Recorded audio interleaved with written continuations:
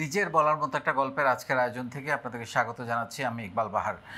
আপনারা জানেন যে আমাদের যেসব উদ্যোক্তারা প্রতিদিন তৈরি হচ্ছে এই ফাউন্ডেশন থেকে আমাদের বিনামূল্যে এক একটা ব্যাচে টানা 90 দিন ধরে প্রশিক্ষণের মধ্য দিয়ে সেই উদ্যোক্তারা আসলে কেমন করছেন, আসলে তাদের জীবনে কোনো পরিবর্তন আসছে কিনা, আসলে তারা কিছু শিখছেন কিনা, আসলে তাদের উদ্যোক্তা জীবনে এই ফাউন্ডেশনের কর্মকাণ্ড কোনো কাজে লেগেছে কিনা, সেটার ইম্প্যাক্টটা দেখানোর জন্য এই রিয়েল লাইফ স্টোরি আকারে আমরা আসলে এই অনুষ্ঠানটা করে থাকি। আমাদের অনেকের একটা ধারণা আছে যে আমাকে দিয়ে বোধহয় হবে না, চাকরি পাই না আবার ব্যবসা, এটা তো আরও অনেক কঠিন কাজ। ডেফিনেটলি চাকরি চাইতে ব্যবসা ডেফিনেটলি আরও অনেক কঠিন কাজ। কিন্তু আপনাকে কে বলেছে যে আপনাকে দিয়ে হবে না? এই যে আপনি নিজে থেকে একটা ধারণা করে রাখেন আপনাকে দিয়ে হবে না, এই ধারণাটাই হচ্ছে ভুল, প্রথম ভুল। হ্যাঁ, আমাদের সমাজ ব্যবস্থায় আসলে সবাই আমাদের দিকে তাকিয়ে সবাই বলে তোমাকে দিয়ে হবে না, তুমি পারবা না, চেষ্টা করো না, ফেল মারবা, এটা সবাই বলে। কিন্তু কেউ বলে না তুমি পারবা, তোমাকে দিয়ে হবে। সেই কথাটা আমি সবসময় আপনাদেরকে বলি, কারণ আপনার ভেতরে যে সম্ভাবনা সুপ্তভাবে লুকিয়ে আছে সেটা আপনি জানেনই না, সেটা এক্সপ্লোর করার কোনো সুযোগ পান নাই, কোনো প্ল্যাটফর্ম পান নাই। আমি আপনাদের সেই সুপ্ত প্রতিভাকে জাগিয়ে দিতে এসেছি, এবং সেই জাগিয়ে দেওয়ার জন্য যেই ধরনের অনুশীলন দরকার, অনুপ্রেরণা দরকার, প্রশিক্ষণ দরকার, সেটা ক্রমাগত আপনাদেরকে দিয়ে যাচ্ছি। এই প্রশিক্ষণের মধ্য দিয়ে আপনাদের ভেতরের সুপ্ত প্রতিভাটা বের হয়ে আসছে। এখন অনেক গল্প তৈরি হচ্ছে, যেমন আমি বলতাম যে ব্যবসা করতে অনেক টাকা লাগে না। আজকে আপনারা একটা গল্প শুনবেন যে শূন্য মূলধন দিয়ে কিভাবে শুরু করেছে। সো 5,000, 10,000, 20,000 টাকা একটা ব্যবসা শুরু করার জন্য খুবই ভালো একটা মূলধন। হ্যাঁ, আপনি একদিন বড় হবেন, কিন্তু শুরু করার জন্য, অনেক বড় করে করার জন্য আমাকে দিয়ে হবে না বা আমি করতে পারবো না, ব্যাপারটা কিন্তু সেরকম না। সারা দুনিয়াটা এখন চলছে আপনার কত বড় নেটওয়ার্ক, আপনার পরিচিতি, আপনাকে কতজন মানুষ চেনে জানে, আপনার এই যে চেহারা, তার মধ্যে কতজন মানুষ এই চেহারাটাকে বিশ্বাস করে, সেটাই হচ্ছে আসলে বড় ব্র্যান্ডিং, বড় সেলের সুযোগ। সো সেই বিশ্বাসটা তৈরি করুন, পরিচিতি তৈরি করুন, নেটওয়ার্ক তৈরি করুন, ইনশাল্লাহ আপনিও পারবেন। সো এরকম দুইজন মানুষকে নিয়ে আমরা আজকে আপনাদের গল্প শোনাবো, যাদের গল্প থেকে আপনাদের মনে একটা প্রশ্ন তৈরি করতে চাই, ওয়াই, আমি কেন এখনও শুরু করছি না, তারা তো শুরু করে দিয়েছে। এই প্রশ্নটার উত্তর যাতে আপনারা খুঁজে পান, সেই জন্যই আমরা আজকে দুইজন অতিথিকে আমন্ত্রণ জানিয়েছি। আসলে এনাদের গল্পগুলো আমার কাজকে আরও অনেক বেশি উৎসাহিত করে, তাদের গল্পগুলো, এবং একই সঙ্গে এই গল্পগুলো আপনাদেরকে অনেক অনুপ্রেরণা দেয়। কারণ হচ্ছে এই গল্পগুলোর মধ্য দিয়ে আপনাদের মধ্যে একটা ভাবনা তৈরি হয়। সেই ভাবনাটা তৈরি করার জন্য আমরা আজকে দুজন অতিথিকে ডেকেছি। আমাদের সঙ্গে আছেন মেহেরপুর জেলার মেয়ে, তিনি অবশ্য থাকেন উত্তরা জোনে, আমাদের উত্তরা জোনে, নুসরাত জাহান। নুসরাত আমাকে বলেছে যে সে একেবারে কোনো মূলধন ছাড়া, মানে শূন্য মূলধন দিয়ে নুসরাত শুরু করেছে, এখন মাসে প্রায় 3 লাখ টাকা সেল করে, এবং সে এখনও একজন স্টুডেন্ট। কিভাবে, এটাও আমরা আরেকটা বার্তা দেওয়ার চেষ্টা করব, যেটা আমি দীর্ঘদিন ধরে বলে আসছি যে ছাত্র অবস্থাতেই, মানে লেখাপড়া করা অবস্থাতেই ইনকাম করা শুরু করতে হবে, ব্যবসা শুরু করতে হবে, এবং সেটাও আমরা আজকে নুসরাত কীভাবে করেছে তার জীবনের গল্প থেকে আমরা সেটা শুনবো। কেমন আছেন মুস্তাকিম, কেমন আছেন? ভালো, ভালো, ভেরি গুড। নুসরাত, আপনাকে দিয়ে শুরু করি। আমরা সবসময় নারীদেরকে নিয়ে শুরু করি সবার আগে। সো আপনার গল্পটা একটু জানতে চাই শুরু থেকে। তার মধ্যে আমার 3টা প্রশ্ন। 1 নম্বর হলো, স্টুডেন্ট লাইফে ব্যবসা করার বা উদ্যোক্তা হওয়ার চিন্তা মাথার মধ্যে কীভাবে আসলো? যদিও এটা আমি সবসময় বলি আমার স্টুডেন্টদেরকে যে স্টুডেন্ট লাইফের ফার্স্ট ইয়ার থেকেই আস্তে আস্তে রোজগার শুরু করতে হবে। 2 নম্বর প্রশ্ন হচ্ছে যে শূন্য টাকা দিয়ে, কোনো টাকা ছাড়া কিভাবে ব্যবসা করার সাহস আসলো, এবং এটা কি আসলেই পসিবল কিনা সেটা তো আজকে তোমার মুখ থেকে শুনবো। 3 নম্বর হচ্ছে, তোমার এই জার্নিতে নিজের বলার মতো একটা গল্প ফাউন্ডেশন তোমাকে আসলে কতটা হেল্প করেছে? আমি যখন প্রথম শুরু করি তখন আমি 2020 সালে লকডাউনের আগে আমি ভাবছিলাম নিজে কিছু করব। প্রথম থেকে আমার ইচ্ছা ছিল যে আমি নিজে কোনো কিছু করব বা নিজের কোনো কিছু থাকবে যেটা আমি সম্পূর্ণ নিজে করব, কিন্তু ওইভাবে আমি সময় সুযোগ বা পেয়ে উঠি নাই বা হয়ে ওঠে নাই, কারণ যেহেতু আমি স্টুডেন্ট আর আমি পড়াশোনা করছি নিজ জেলা থেকে অন্য জেলাতে হোস্টেলে থেকে, যার কারণে আমার ইচ্ছা থাকলেও হয়ে ওঠে নাই বা আমার কোনো স্পেসও নাই ওইভাবে করার মতো। যখন 2020 সালে লকডাউনের সময়তে করোনার সময়তে তখন তো সবাই ঘরবন্দি, হোস্টেল থেকে তখন বাসায় চলে এসেছিলাম। তখন মানে বেশ কিছুদিন থাকতে থাকতে দেখতেছি যে সময়টা অনেক বেশি আছে, তখন কিছু করে উঠতে পারি এখন বা একটু চেষ্টা করে দেখতে পারি। তখনই আমি গ্রুপটা আমার ভাইয়া আমাকে দেখায় যে গ্রুপে, তখনই আমি রেজিস্ট্রেশন করছিলাম, আমি গ্রুপে 11তম ব্যাচ থেকে আছি। তখনই আমি ভাবছি যে নিজে কিছু করব, কিন্তু আমার তো কোনো মানে মূলধন নাই, এটা আমার আসলে একটা মানে ভাবছিলাম যে কোনো কিছু যে করবো, বা ওই সময়তে তো আমার ফ্যামিলিও চাচ্ছে যে আমি পড়াশোনাতে ফোকাস দিই, বা তাদের আবার বলার মতো সাহসও নাই যে আমি বিজনেস করতে চাই বা এইদিকে আমার ইন্টারেস্টেড বা এরকম কোনো কিছু। এই জন্য আমি ওইভাবে ফার্স্টে সাহস পাচ্ছিলাম না। তখন আপনার সেশনগুলো আমি খুব পড়তাম, যখন দেখে আমি খুবই অনুপ্রাণিত হতাম যে আমিও চেষ্টা করলে কিছু করলে পারতে পারি, এরকম একটা ভাবি। তখন আমি নিজেরই ইচ্ছা থেকে আমাদের নিজের জেলা মেহেরপুর, তো ওইখানকার মেহেরপুর বিখ্যাত মিষ্টি, তখন আমি ভাবতেছি মেহেরপুরের বিখ্যাত নিয়ে মানে জিনিস নিয়ে কাজ করা যেতে পারে, কারণ তখন তো যেহেতু লকডাউন, চাইলেই মানুষ সহজে নিতে পারতেছে না বা কিনতে পারে না, এই জন্য ভাবতেছি এটা নিয়ে আমি করতে পারি। তখন মানে আমার কাছে একদমই শূন্য, মানে আমি যে ফ্যামিলির থেকে যদি আমি 10,000 টাকাও চাই তখন কিন্তু তারা ভাববে হয়তো বা এটাই নষ্ট করে ফেলবে, বা এখন তো লকডাউনের সময়তে এর তো দরকার নাই, এগুলোর দিকে আগ্রহ, তখন তারাই ফার্স্টেই দেখা যাচ্ছে যে আমাকে উৎসাহিত আর করবে না বা তারা বাধা দিবে, এরকম একটা ইয়েতে ছিলাম আমি। তখনই আমি নিজে মানে একটু খোঁজখবর নিই কেমন কি কস্টিং বা প্রাইস কেমন, কুরিয়ারে কীভাবে কী দিতে হয়, এগুলো একটু নিজে থেকেই আমি সব কিছু খোঁজ নেওয়ার পরে আমি গ্রুপে পোস্ট করি। গ্রুপে পোস্ট করার পরে দেখছি আজ 2-1 দিন পরে সবাই অনেক বেশি রেসপন্স করে, আর গ্রুপের ফাউন্ডেশনের হওয়াতে মানে আমাকে আমার কাস্টমাররা বেশ কিছু বিশ্বাস করে তারা আমাকে অ্যাডভান্স পেমেন্ট করে। আমি বলি যে আমার কাছে অর্ডার করতে হলে যেহেতু খাবার আইটেম, এটা আমাকে অ্যাডভান্স পেমেন্ট করতে হবে। আর ফাউন্ডেশনের আমার এটাই সবচেয়ে প্রথম বড় পাওয়া যে আমাকে ওরা ফাউন্ডেশনের বলে বিশ্বাস করে আমার কাছে অর্ডারটা করে। আমি ওইখান থেকে একটু ফার্স্টে আমি অনেক বেশি খুশি হয়ে যাই যে আমি ইয়ে করতে পারতেছি, যে আমি সেল করতে পারতেছি, আমার কাছে নিচ্ছে। ওইখান থেকে ওনারা যখন বিশ্বাস করে আমাকে দেয় অর্ডারটা, তখন আমি ওটা ওনাদের কাছ থেকে, ওইটাই ছিল আমার প্রথম মানে ওনার যে একটা যে লাভের অংশটা পাইছি ওইটাই ছিল আমার প্রথম মূলধন বা আমার প্রথম আর্নিং জীবনের। তখনই আমি ওইখান থেকেই আমি আস্তে আস্তে মানে আমার এত বেশি ভালো লাগছে যে আমি শূন্য হাতে কিছু করতে পেরেছি, বা আমি মানে ওই বয়সে আরও বেশি ইয়েছিলাম যে আমি কাজ করতে পারি না বা কোনো কিছু, আমি আর্নিং করতে শিখে গেলাম বা ওরকম। তখন থেকে আমি রানিং সবসময়তেই কাজ করতে শিখেছি, বা এভাবে কন্টিনিউয়াস আমি প্রতিদিন পোস্ট দিতাম, গ্রুপে পোস্ট দিতাম, বা সব পেজ খুললাম আস্তে আস্তে। যখন সেল শুরু হচ্ছে তখন আমার ভাইয়া উনি অনেক বেশি আমাকে অনুপ্রাণিত করেছেন, উনিও অনলাইন সেক্টরে বেশ একটু বোঝে, সেক্ষেত্রে পেজ টেজ খুলে দেয়, আমি কন্টিনিউয়াস পোস্ট করতে থাকি। আস্তে আস্তে দেখতেছি আমি আরও পরিচিতি বাড়তেছি, আমার আইটেমগুলোও পরিচিতি বাড়তেছে, সেল হচ্ছে। আস্তে আস্তে আমি প্রোডাক্ট বাড়াতে থাকি, যে একে একে প্রোডাক্ট বাড়ালে হয়তো বা দেখা যাচ্ছে কাস্টমার একটা জিনিস চাচ্ছে, যদি আমার কাছে এক্সট্রা থাকে ওটাও নিয়ে নিচ্ছে, তখন আমার সেলও বাড়তেছে, আমিও অনেক বেশি উৎসাহিত হতে থাকি। তখন দেখা যাচ্ছে যে আমি মাঝে মধ্যে সবসময় তো ওই বয়সে দেখা গেছে যে কাস্টমার মানে অনেক সময় হ্যান্ডেলিংয়ে কষ্ট হয়ে যেত, কিন্তু যখনই আমি দেখতাম যে ডিপ্রেশনে ভুগতাম, আমি গ্রুপে এসে খালি আপনার পোস্টগুলো পড়তাম, তখন দেখি বারবার তখন অনুপ্রাণিত হতাম তখনই। আর যখন আস্তে আস্তে দেখা যাচ্ছে যে আমার সেলিং বাড়তেছে, আমার একটা লাভের অংশ বাড়তেছে, তখন আমি দেখা যাচ্ছে হোস্টেলে 5-6 হাজার টাকা দিয়ে চলে, সেই আমি একটা ভালো একটা অ্যামাউন্ট সেল করতে পারি। সেইখান থেকে আমি তখনই মানে ভেবে নিই যে আমি আর কখনোই মানে বিজনেসটা ছাড়বো না, এটা আমি প্রফেশন ভাবে নিব।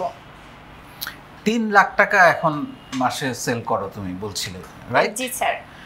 কিভাবে মানে এই 3 লাখ টাকা মানে শূন্য মূলধন থেকে মাসে এখন 3 লাখ টাকা সেল করা, এই ম্যাজিকটা কি? এর পেছনে যদি 3টা কারণ বলতে বলি, কি বলবা তুমি?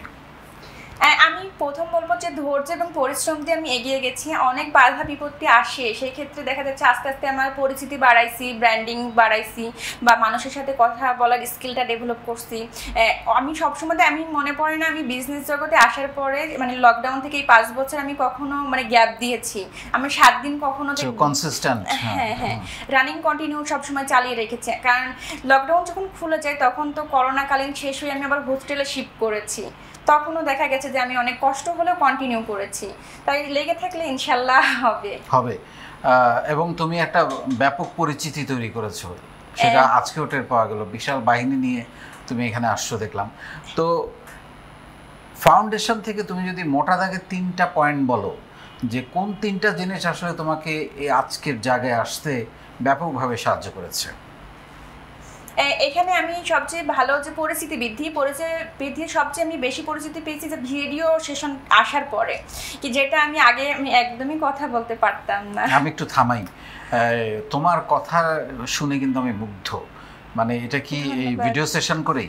একদম স্যার, আমি একদমই কথা বলতে পারতাম না, বিশেষ করে ক্যামেরার সামনে আমি কথা বলতে পারতাম না। যেটা আমি ভিডিও সেশনে আসার পরে কথা বলার জড়তা কাটানোর ভিডিওতে থেকে আস্তে আস্তে আস্তে আস্তে আমি এই পর্যন্ত। আচ্ছা, এটা 1 নাম্বার। 2 নাম্বার? 2 নম্বর ফাউন্ডেশন থেকে দেখা গেছে আমার প্রথম সবচেয়ে বড় পাওয়া যে আমি ফার্স্টে উৎসাহিত হয়েছি যে ফাউন্ডেশনের বলে আমার কাছে অর্ডার করে তখন তো আমি শূন্য থেকে শুরু করছি। আমার তো ওই ফ্যাসিলিটি তাদের অ্যাডভান্স দিয়ে তোমার ব্যবসাটা শুরু হয়ে গেছে। তাহলে হয়তো তার মানে নেটওয়ার্কটা তুমি পেয়েছো। নেটওয়ার্কিং। 3 নাম্বার? এখান থেকে আমি অনেক বেশি সাহস বা মানুষের ভালোবাসা পেয়েছি, যে অনেক বেশি সবাই ভালোবাসে বা যেখানেই যায় যদি বলি ফাউন্ডেশনে সহজে সে বিশ্বস্ত মনে করে আমাকে। অসাধারণ।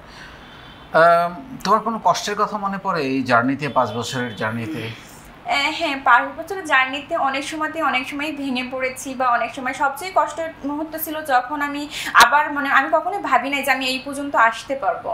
দেখা গেছে যে আমি যখন লকডাউনে তো শুরু করছিলাম, তখন দেখা গেছে যে যখন করোনা টাইমটা শেষ হয়ে গেছে আমাকে আবার হোস্টেলে ব্যাক আসতে হয়েছে। যখন হোস্টেলে ব্যাক আসি তখন দেখা যাচ্ছে যে আমি বাসা থেকে আমার বাবা মা আমাকে বিজনেসে হেল্প করতো। দেখা গেছে আমার অনেক প্রোডাক্ট এক উপজেলা থেকে অন্য উপজেলা থেকে, তখন আমার বাবা গিয়ে নিয়ে আসতো, আমার প্যাকিংয়ে আমার মা হেল্প করতো। তখন সম্পূর্ণ আমার নিজের কাজ নিজেকেই করা লাগতো। আর তখন শুরুর দিকে তো অত বেশি ছিল না যে আমি লোক রাখবো একটা কস্টিং দিয়ে।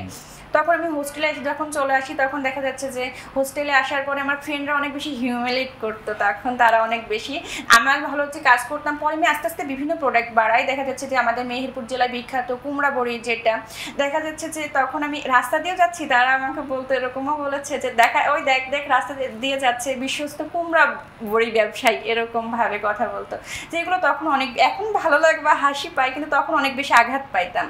তারপরে আবার দেখা যাচ্ছে যে আমি তখন হোস্টেলে থাকতাম, হোস্টেলের রুমের মধ্যে প্যাকিং করতাম, যখন রুমমেটরা বা সবাই ওরা, তখন আমি ফলের বিজনেস শুরু করছিলাম বা মেওয়া ফল যেটা, ওগুলো নিয়ে তখন অনেক বেশি তারা সমস্যা দেখাইতো বা অনেক রকমের কথা বলতো। তখন আমি হোস্টেল থেকে তখন আমি আলাদা একটা বাসা নিয়েছিলাম শুধুমাত্র বিজনেসটা ঠিক রাখার জন্য বা প্যাকিং করার জন্য। তখন ওইসব বিষয়গুলো অনেক বেশি কষ্ট মুহূর্ত ছিল ওই সময়, আমি তখন সাহস ছিল না যে পারবো কিনা। তারপরেও তোমার একটা জিনিস আমার খুব ভালো লেগেছে, আমি যে কথাটা অনেকবার বলেছি আমার সেশনে, যে লেগে থাকো, এটাকে তুমি খুব ভেতরে নিয়েছো সিরিয়াসলি। ওই যে বন্ধুরা কুমড়া বড়ির ব্যবসায়ী, তারা এখন কি বলে? এখন তারা যখন আস্তে আস্তে অনেক ভালো কিছু করলাম, এখন তারা আবার দেখা যাচ্ছে অনেকে বলে কিভাবে করতে পারি আমরা, একটু আইডিয়া দে, বা কিভাবে করলে বেটার হয়, বা এইভাবে কিভাবে এত দূর আসলি, বা কোন সেক্টরে করলি, বা কোথায় কোথায় কাজ করছিস, এগুলো সম্পর্কে জানতে চাই। এখন অ্যাপ্রিশিয়েট করে সবাই। তার মানে কাজ দিয়ে সবকিছুই বদলে দেওয়া সম্ভব, ইনশাআল্লাহ স্যার, সবই বদলে দেওয়া সম্ভব। এই আমাদের, তুমি একটা স্টুডেন্ট, আমি স্টুডেন্টদের জন্য যদি এখন কিছু বলো, যে তুমি পড়ছো কিসে? আমি বর্তমানে এখন মেডিকেল অ্যাসিস্ট্যান্ট শেষ করে এখন পাবলিক হেলথের উপর বিপিএস করতেছি একটা প্রাইভেট ইউনিভার্সিটি থেকে। বিবিএস করতেছো? তাহলে যারা স্টুডেন্ট, যারা বলে আমার কোনো টাইম নাই, ক্লাস অ্যাসাইনমেন্ট এইটা সেটা, তাদের জন্য তুমি কি বলো? তুমি তো 5 বছর ধরে কাজ করছো, এখনো স্টুডেন্ট, তাদের জন্য তোমার কি বক্তব্য হবে? সবার জন্য একটাই, যে নিজের ইচ্ছা শক্তি থাকলে সবকিছুই সম্ভব। আমি যদি হোস্টেল থেকে যেহেতু মেনটেন করতে পেরেছি, তাহলে তো যারা বাসা থেকে স্টুডেন্ট তারা তো আরও ভালো পারবে বা আরও বেশি সুযোগ থাকে। মূলধন না থাকলেও বা স্টুডেন্ট থাকলেও যদি নিজের ইচ্ছা শক্তি থাকে সবকিছুই সম্ভব। কিন্তু টাইম ম্যানেজমেন্টটা শুধু জানতে হয় যে আমি কখন, এবং আসলে টাইম তো অনেক আছে, আমরা সেটাকে ব্যবহার করতে জানি না। পার্থক্য কিন্তু শুধু এইটুকুই। কি কি প্রোডাক্ট এখন তোমার অনলাইনে পাওয়া যাচ্ছে, পেজে পাওয়া যাচ্ছে?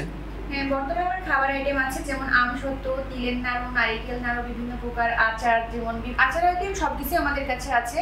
আর আমার আছে home decor item, artificial flowers, তারপরে ক্যান্ডেল, লাইট। আমি মেয়েদের পোশাক, হোম ডেকোর মিলে গেল। হ্যাঁ, আবার আমি মেয়েদের পোশাক নিয়েও কাজ করি। আমি জুয়েলারি আইটেম, মেয়েদের পোশাক, এগুলো নিয়ে কাজ করতেছি। আমার গার্ডেনিং বিজনেসও আছে।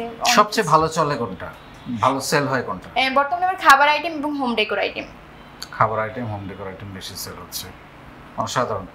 তোমারও কি ক্রেতা প্রবাসী বেশি? আমার খাবার আইটেম বা এগুলো প্রবাসী সব থেকে, এবং গ্রুপের যেগুলো পাই ম্যাক্সিমামই প্রবাসী বেশি গ্রুপের গুলা। কত পার্সেন্ট সেল হয় টোটাল সেলের গ্রুপে? 50% অনায়াসে আমার গ্রুপ থেকে হয়। অসাধারণ, অসাধারণ, এটা তো বিশাল ব্যাপার, তাই না? জি স্যার। তোমার স্বপ্ন নিয়ে শুনতে চাই, নুসরাত নিজেকে কোথায় দেখতে চায় 10 বছর পরে? আমি 10 বছর পরে আমি নিজেকে দেখতে চাই যেন আমাকে দেখে আরও অনেকেই অনুপ্রাণিত হতে পারে, বা আমি মানুষের কাজে লাগতে পারি। আমি চাই যে আমার মতো স্টুডেন্ট হোক, বা আমি চাই প্রত্যেকটা মেয়ে স্বাবলম্বী হওয়া দরকার, তেন আমি তাদের পাশে দাঁড়াতে চাই। বা আমার নিজের শোরুম থাকুক, বা আমি অফলাইনে, আমি খুব দ্রুত চেষ্টা করতেছি অফলাইনে আসার জন্য। আমি অফলাইনে বা অনলাইনে সব জায়গাতেই যেন মানুষের পাশে দাঁড়াতে পারি, বা বিশেষ করে মেয়েদেরকে আমি মানে সহায়তা করতে পারি তাদের স্বাবলম্বী হওয়ার জন্য। অসাধারণ, তোমার স্বপ্ন পূরণ হোক সে দোয়া করি। এবং তোমার পরিবর্তন দেখে আমি খুব মুগ্ধ, আমার খুবই ভালো লেগেছে। এবং যেটা তুমি নিজের মধ্যে ধারণ করেছো যে আমি যে কোনো পরিস্থিতিতে লেগে থাকবো, হাল ছাড়বো না, এটাকে ধরে রাখো। আজকে 3 লাখ হচ্ছে, একদিন 30 লাখ টাকা সেল হবে মাসে ইনশাআল্লাহ। ইনশাআল্লাহ, সে দোয়া করি। লাস্ট 30 সেকেন্ড, যা মন চায় বলতে চাও, তোমার ভেতরের কথা, তোমার স্বপ্ন, তোমার চিন্তা, এনিথিং। চেষ্টা করলে সব কিছুই সম্ভব। সব থেকে নিজেকে আগে চেষ্টা করতে হবে, যে নিজেকে লেগে থাকতে হবে, যে নিজের মাঝে যে প্রতিভাগুলো আছে সেগুলো নিয়েই কাজ করে যেতে হবে, তাহলে পেছনে ফিরে আর তাকানো লাগবে না। অসাধারণ। এই যে প্রত্যেকটা জেলা, জোন, তারা যেভাবে সবাইকে আগলে রাখছে, সবাইকে সহযোগিতা করছে, বুদ্ধি পরামর্শ, বা অনেক সময় আমি দেখি, আমার তো অত দেখার সুযোগ হয় না, তাও আমি দেখি, আমি যখন ঢুকি যে হয়তো পর্দা কিনবে, আপনাকে মেনশন করে দিচ্ছে, বা তোমার খাবারটা মেনশন করে দিচ্ছে, ওর কাছে পাওয়া যায়। এটা একটা বিশাল ব্যাপার। দুজনকে অনেক অনেক ধন্যবাদ, এবং দোয়া থাকলো আগামী দিনে আপনাদের ব্যবসা আরও সমৃদ্ধি হোক, আরও প্রসার লাভ করুক, আরও বড় হন। আপনারা বড় হলে আমার থেকে খুশি আর কেউ হবে না। অনেক ধন্যবাদ। শুনলেন দুজনের গল্প, আমার তো খুবই ভালো লেগেছে। আসলে প্রত্যেকটা মানুষের বেড়ে ওঠা এবং এগিয়ে যাওয়া এবং স্বপ্নের পথে থাকা, সবচেয়ে বড় কথা সেটা হচ্ছে লেগে থাকা। কারণ এরকম ভাববার কোনো কারণ নাই যে আপনি যেটা করবেন সেখানেই সফলতা পাবেন। হোঁচট খাবেন, পড়ে যাবেন, করোনার মতো পরিস্থিতি তৈরি হবে, বা বিভিন্ন রকমের বিপদ আপদ আসবে, শরীর খারাপ হইতে পারে, অর্থনৈতিক কোনো দুর্ঘটনা ঘটতে পারে। তারপরেও স্বপ্ন থেকে বেরোনো যাবে না, আবার শুরু করতে হবে। কারণ এর মধ্য দিয়ে আপনার যে অভিজ্ঞতা হলো সেটা তো অনেক বড় পাওয়া, তাই না? আর এই মানুষগুলোর গল্প শুনে আপনাদের মনের মধ্যে যদি কোনো ভাবনা তৈরি হয়, নিজেকে একটা প্রশ্ন করেন, তারা যদি পারে, আপনি কেন পারবেন না? অনেক ধন্যবাদ।